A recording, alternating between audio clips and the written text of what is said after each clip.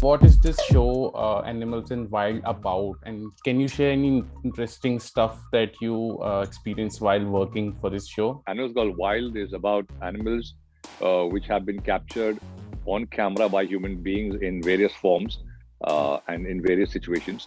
And what I am doing is primarily linking all these visuals and these happenings and these interactions Yeah. uh, as myself and as certain characters which I've played.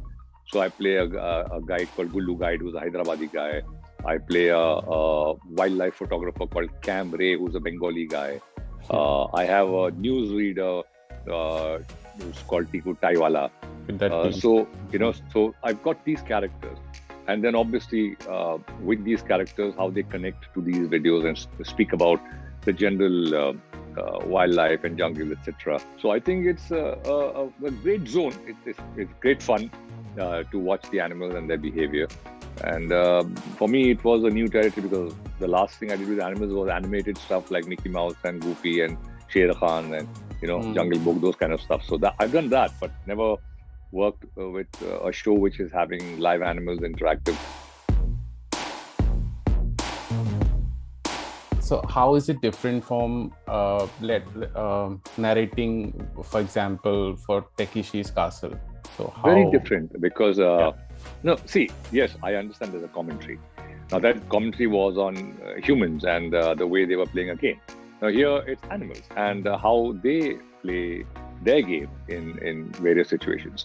And then there's me also, because Takeshi's Castle didn't have me as character. It had just me and my voice commenting on what's happening on screen. But here I am playing various characters who connect the show. And then there's a commentary when you're showing. So it's two elements. So I think it's like double maza hai aur kam daam types. Personally, what's your favorite animal and the reason why that animal is your favorite? I love horses. I think a horse is an amazing animal.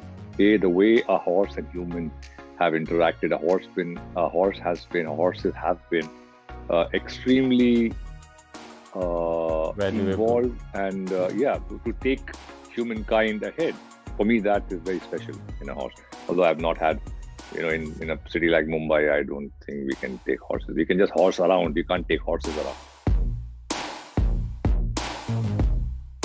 So apart from your legendary late father, what are your inspirations in your comedy and the funny sort of narration that you do?